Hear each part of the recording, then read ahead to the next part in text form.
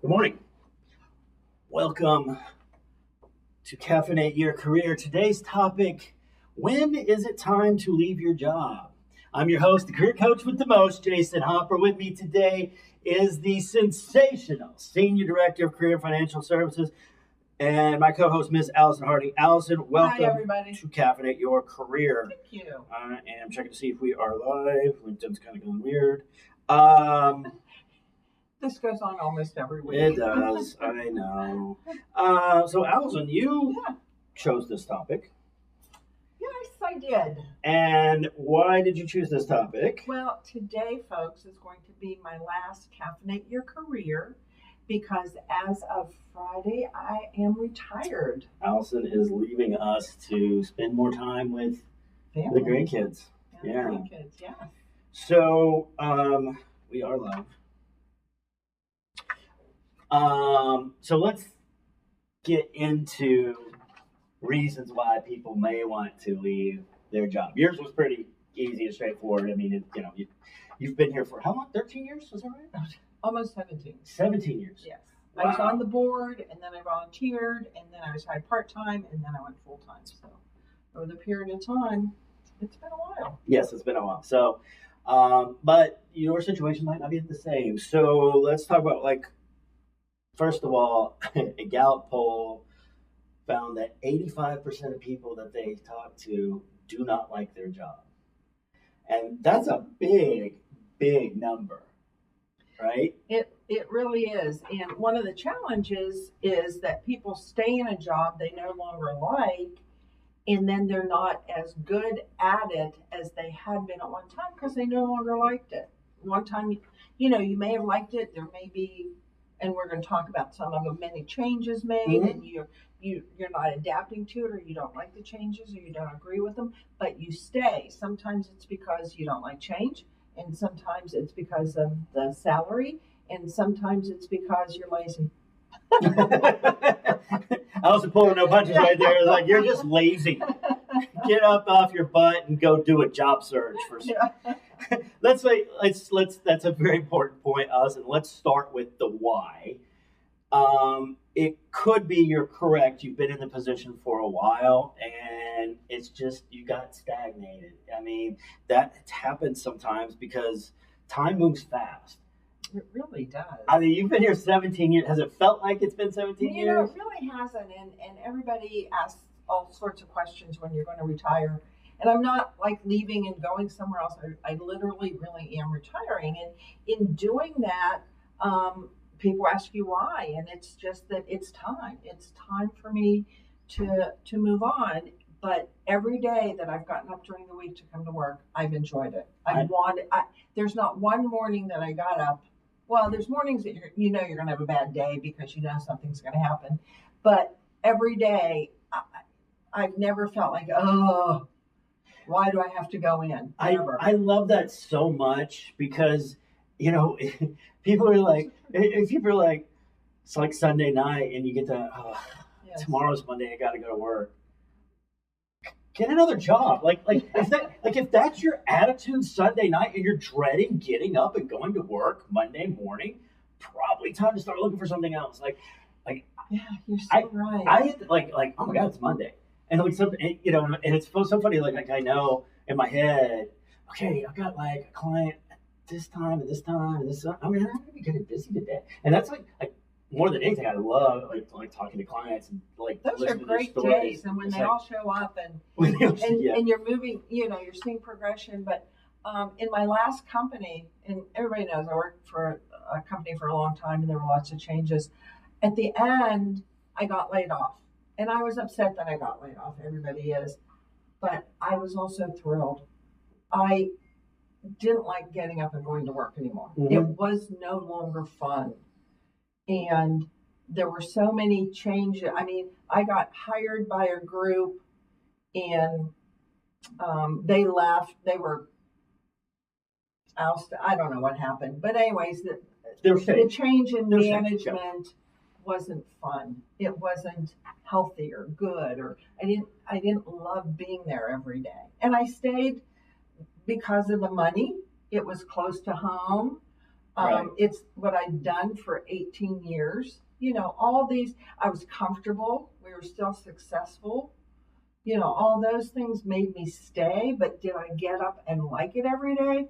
No, I didn't. That's funny because I had like a similar situation.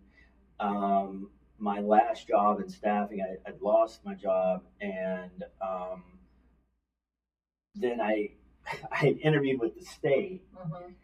and they offered me the job, and I wasn't sure that I wanted to take it. I'm like, this kind of doesn't seem like something I even want to do. I just applied to it because when you're on unemployment, you have to apply to a number of jobs. And this particular job came as a referral from one of the employment coaches there. So I had to do it anyway. Right. And then I got the interview, and then it was like 6 months later or 6 weeks later, because the state moved slow, they offered me the position. And I just finished a contract job. I had a 1-month contract job recruiting dental professionals. Mm-hmm. And I was talking to my wife about it, and she goes, well, you don't have any other offers. And you don't have a choice, because if you turn down a job and you're on unemployment, guess what? You don't get the job. And she said, you don't realize it? She said, but you're really burnt out on staffing. And I hate seeing you come home at the end of every day and you're just grouchy and you're not happy. And go take this job with the state. And if you don't like it, in 3 months, quit and go back to staffing. And I was like, okay, fine. Yeah. Because, and I did. And, it turned out I was there 7 years. So it turned out to work out well for me. But if she hadn't pointed out what the root problem was, Mm-hmm. which is I just wasn't happy in the industry anymore, I wouldn't have known it. We get into a routine in our jobs, and we don't even look to see ourselves whether we're happy or not. We just go and do the job, and we don't necessarily like it. We don't necessarily hate it. If you gave me okra, I hate it, so I wouldn't eat it. And I know that. But when you're going to work every day, you don't say, oh, I hate it here. If you did that, it's time to move on. What about fried okra? I don't like any okra. Okay. Not even pickled? None. So it's definitely not good. I am not an okra eater. Maybe you're at your job too, and there's just no growth in the organization for you. And this happens sometimes where you might want to grow and do Mm-hmm. different things, Mm-hmm. but there's just not an opportunity to do it. And so, it's time to spread your wings and go somewhere else. Oh, yeah. And in all honesty, that used to happen at JFS, where we were just very flat. You came here, you did your job. That was it. That's all there was. I mean, we weren't growing, we weren't expanding. We weren't bringing in new business units, like medical or different kinds of behavioral health, or going off-site at different locations. So now there's all sorts of opportunities. Yes. And we did lose some good people because they wanted some growth, and you can't blame them for that. So if you're in a situation like that, you have to look at your job and say, I'm really happy here and it's okay that there's no growth, or, I still want to grow. I still want new opportunities. I still want different trainings, different things to do. You have to make those choices. And if that company isn't offering it, it's time to look for something else. Yeah. Yeah, it was funny because they had announced, or you had announced, that you were retiring. Mm-hmm.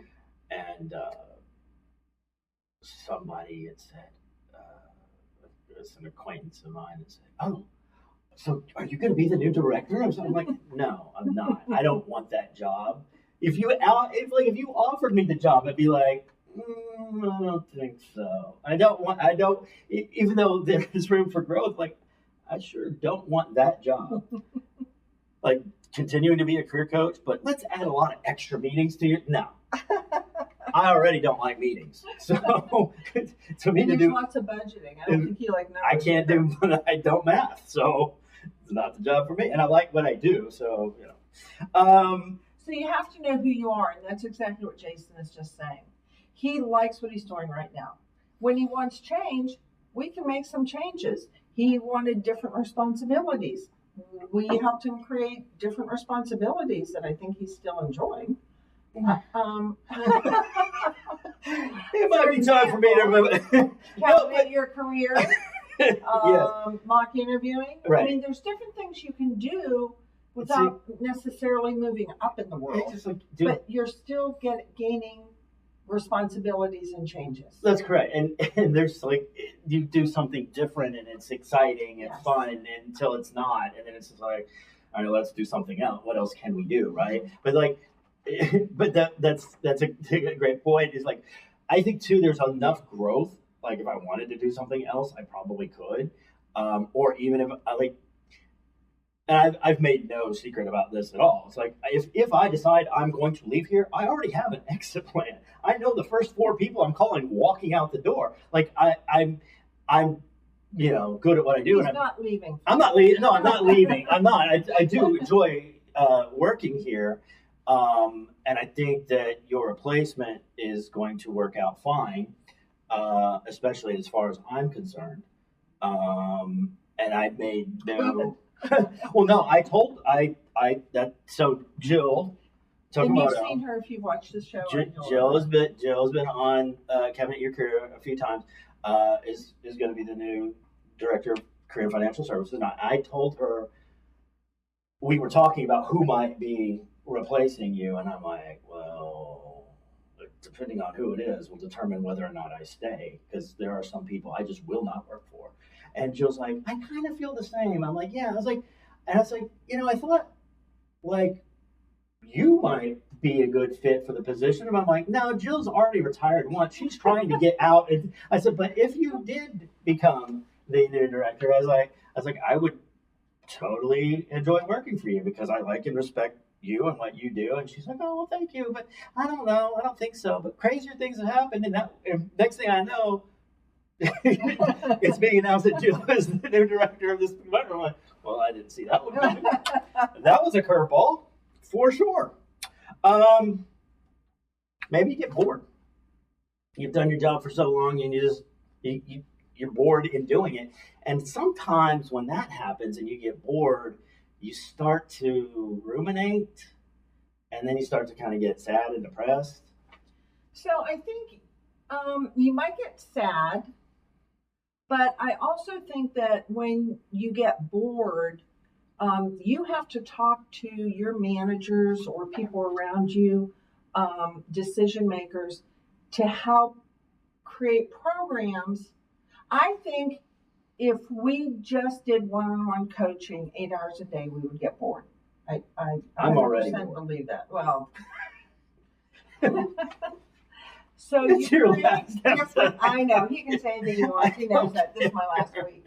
But you can help those people create programs or different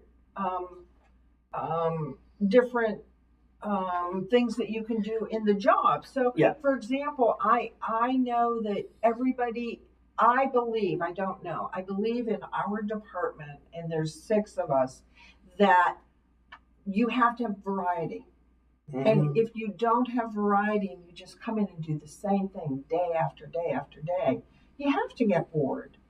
And most people, not all people, most people. So creating that variety. So, we've got these 2 programs. We were talking about doing something else too, and I don't remember what it was.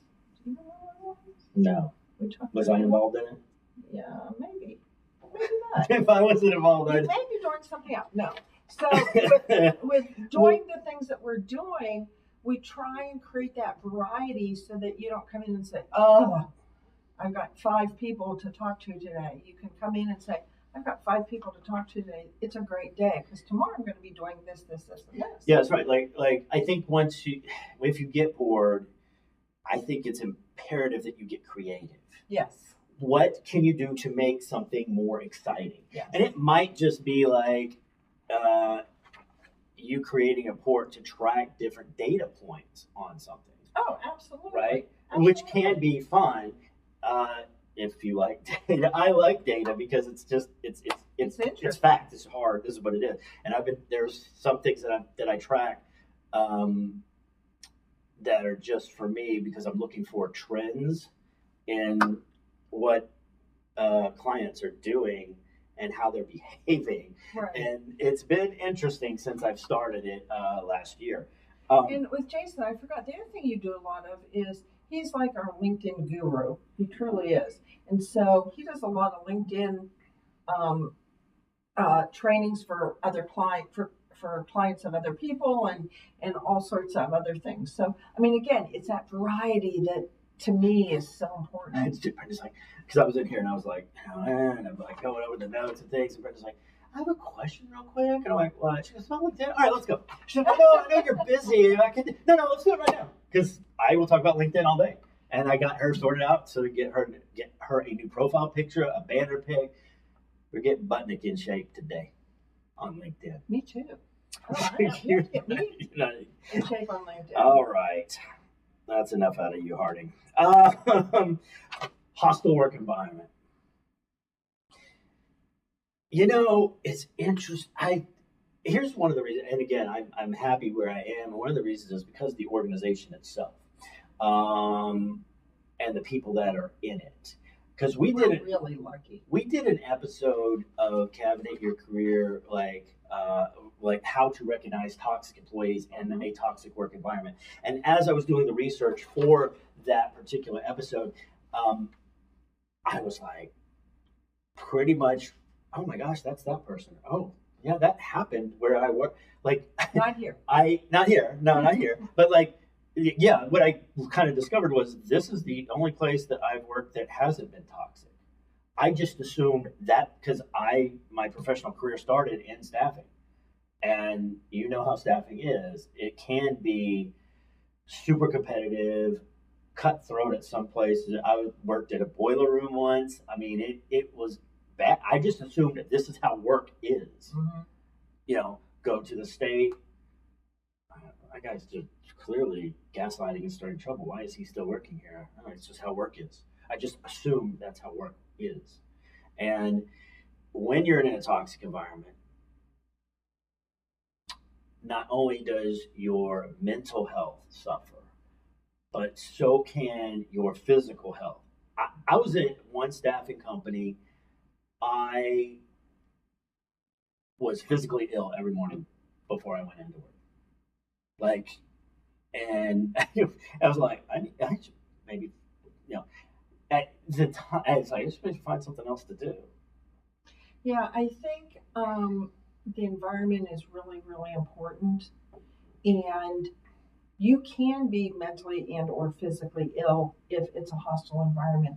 And it doesn't even mean the whole organization is hostile. It can be one or two people in your department or your manager, somebody you have to deal with on a regular basis. And when that happens, you have some decisions to make. Who do you talk to? Can you go to HR? Can you go to your manager? Can it be worked out?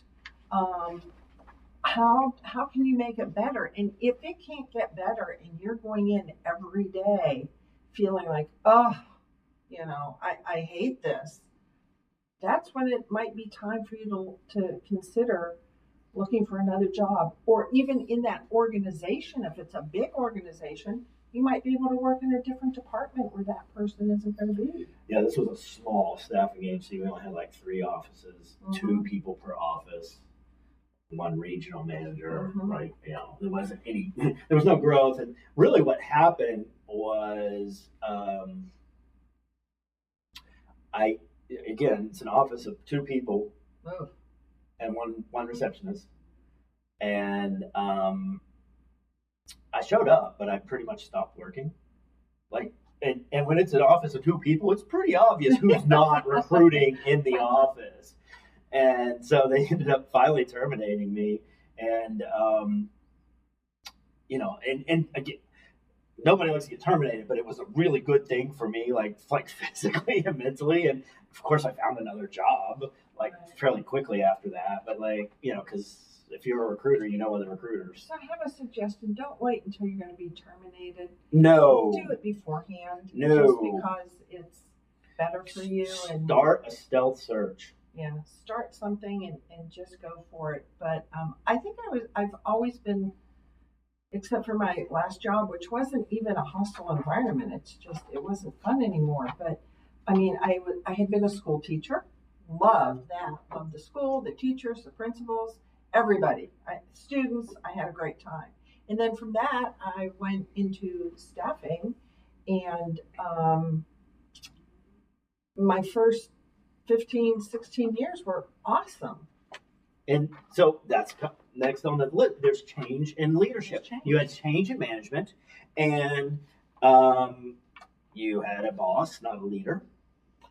I definitely did. And, you know, when that happens, you don't feel like you are appreciated, and you don't enjoy the job anymore.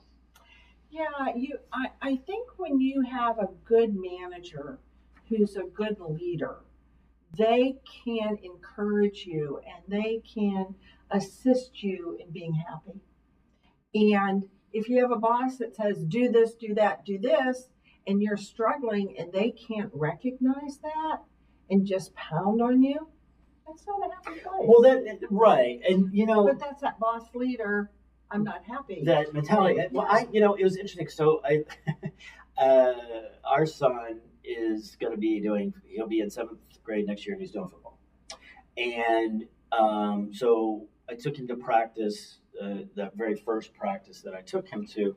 And like, we were early because I'm always early. And other kids started showing up, no parents. Like, I'm the only parent there.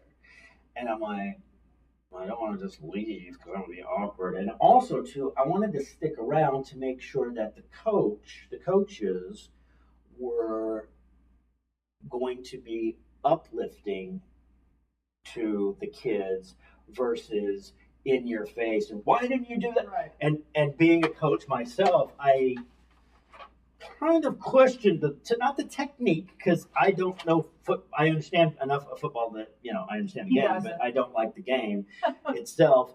But he was, you know, anyway, the coaches were nice, but that was the reason I stuck around, because just like your point, are they just going to beat you down, or are they going to try to, and, you know, make sure that, hey, this is the situation, this is what you can do, you guys got this, that sort of thing. And that they were both very nice. In fact, I had yesterday was their scrimmage game. They play 3 games, and the coaches on the other teams, like the kids were talking smack to Tony's team, and that coach came out on the field and said, "Hey, we're beating them right now, 4-0. Stop it."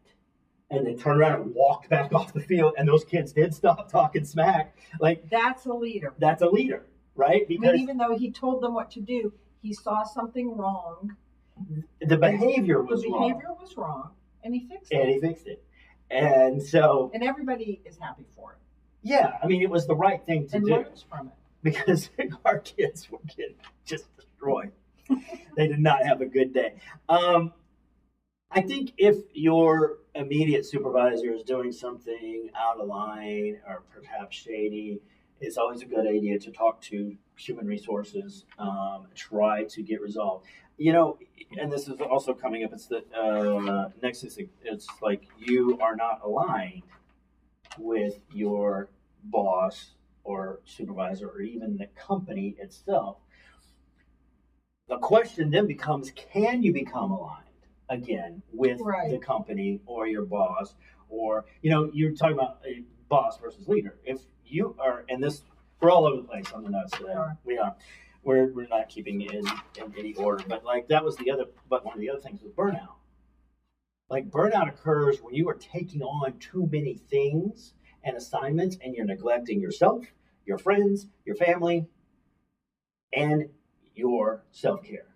And you know, you do things for certain reasons. So the division I went to in the end with my company, you know, we were interviewed. There were different presidents for different divisions. And in this particular division, there were 2 great guys out of Chicago that I thought were awesome. I liked their vision. I liked the way they managed. I liked their beliefs. I really liked everything about them. And so when I was given the offer, in my mind, I would be working for them. And to me, in my mind, I thought I can work for these people forever. They're great. And 6 months later, there was venture capital money, and there was a disagreement between the people with the money and these presidents, and they were gone. And they put in place a person that I didn't, no one in my office really liked a whole lot. And there were different values, different vision, different leadership style, no leadership style. Wrong thing to say. No, wrong leadership style. Right. And so to change from an organization and people that you really like doing things for someone who was, 180 degrees different, it was really hard. Yeah. And he would go around and just fire people and, do those types of things. And one day somebody's there and the next day they're gone. You don't know why. It was just really hard. And so at that point, that's when I decided, I don't think I'm happy here anymore.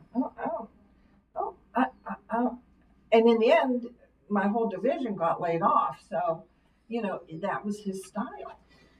That's all, and that goes back to the And I should have left when I knew I wasn't happy, and I didn't. Well, when your environment changes like that, it kind of becomes toxic, and it's like, all of a sudden, it's like, what happened to John? John was just here yesterday, and nobody's saying what happened to John, and now you've got the fear. Yes. It's like, did they take John out into the weeds, and like, is he never coming back? Like, what happened to... Is that going to happen to me? Yeah. You don't know. You don't know. And so, and that's a typical boss tactic, is ruling through fear. That was part of what we talked about last week. I mean, I don't want to go to work and be afraid every day. I like here where I go to work and I'm happy every day. And I'm working with people that I adore. I like going to work and having people fear me. Yeah, he is that person. You're like, oh my God, Hopper's going down the hall, turn around and go the other way. No, but when you start to feel that way and you start to feel burned out, talk to your supervisors. Like, hey, I need help. I'm in the weeds here. Can you take something off of my plate for a period of time? Or add something. I mean, just change it up, whatever it is. That burnout might not be from having too much work. It might be doing the same work all the time, sort of like what we talked about a few minutes ago. Yeah. I mean, you have to know you. Well, that's interesting. You said a second ago, it's like, oh, I didn't like it. I should have left. I knew I should have left. It's real important, especially when we're doing it, because like looking for a job or a new career is a life-changing event. It's hard. It's hard. And change is hard. And you, more than anything, should probably listen to and go with your gut when you have those situations. I know, like, when I don't go with my gut and I do, like, the opposite of what I know I should have done, something wrong happens. Usually. It turns out not so great, right? I just talked to a client the other day. He goes, yeah, I just, and he's like, I don't really know what to do. And he was wanting me to tell. I was like, I can't tell you what to do. I said, but you know what to do.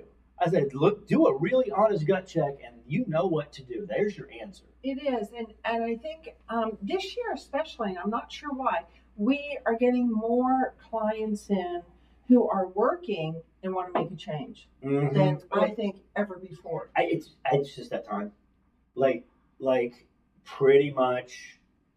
So I started when the pandemic started. The day before we closed. And the day before we closed. And pretty much the bulk of my clients that year wanted to do something else. Yeah. And I think it's now 4 years later, I think it's just a cyclical thing. And I think like we're back in that cycle where people are like, yeah, it might be time for me to do something else. And especially the younger generation, because Gen Z changed what's considered good job history. It's 2 to 3 years now. It used to be, it used to be like 5 to 10 years minimum. I mean, nobody's working that. When Jason and I started in staffing, if you didn't work somewhere for 5 to 10 years, I wouldn't even talk to you because longevity was important. And today, if you're under 30 and you have less than 5 jobs, I'm happy. But, 2 to 3 years is about the standard today. Yeah. And it's not badly looked at like it used to be. So, Correct. 15 years ago, 20 years ago, when you looked at somebody who had 5 jobs in 10 years, it was like, I don't think so. And today it's like, oh, let's talk about that.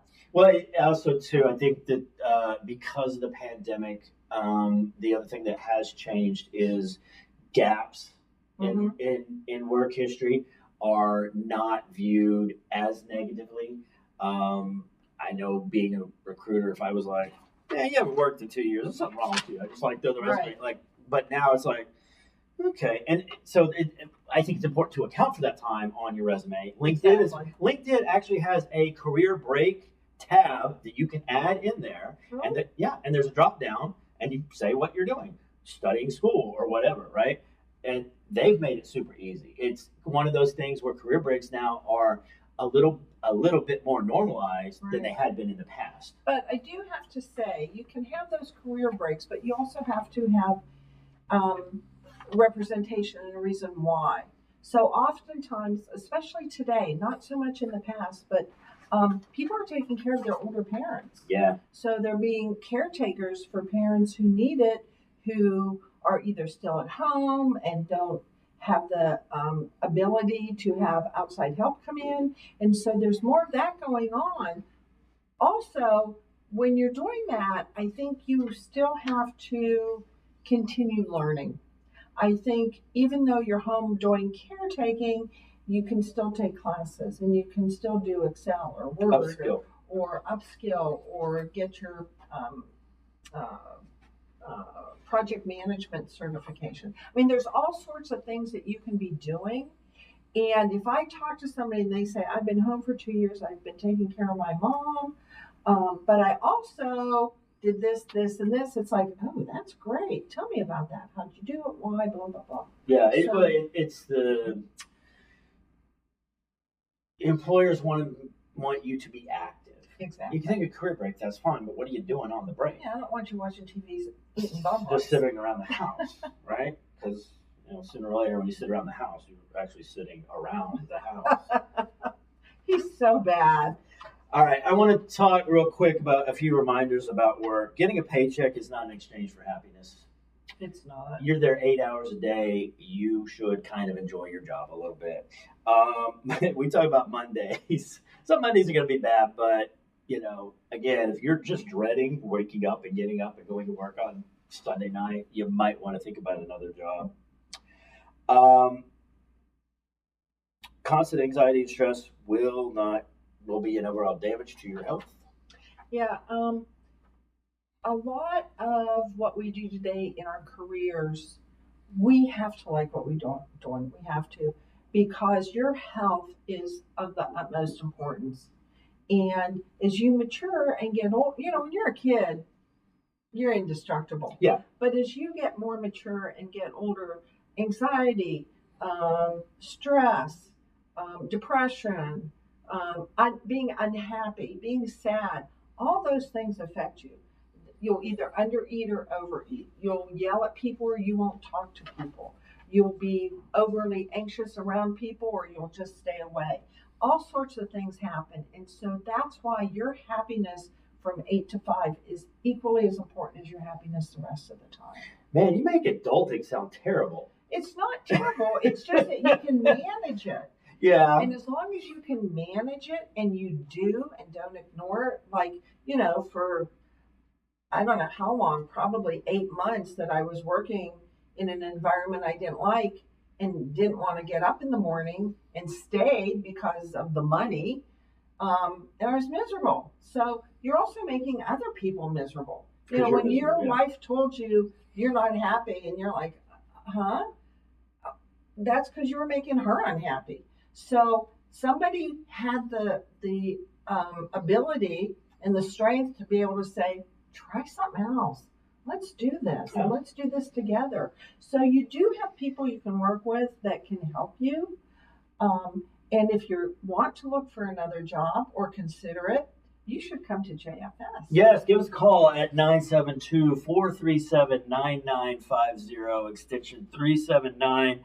Leave a message and somebody from the team will get back to you in 24 hours to start that process. It's never too late to change careers.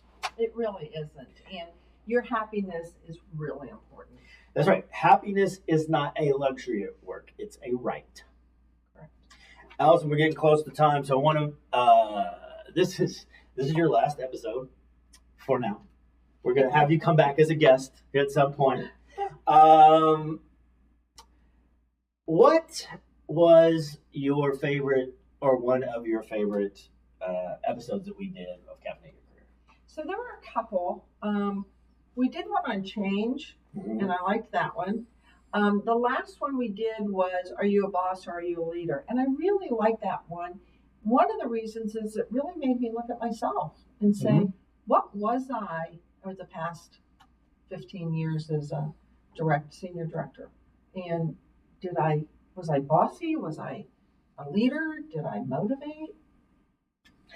I think that it depends on the situation, and I don't know because I've only been here for just over 4 years to work with you. I will say that you had a really nice turnout at your retirement party, and you have definitely made a difference in many people's lives in the 17 years that you've been here. Thank you.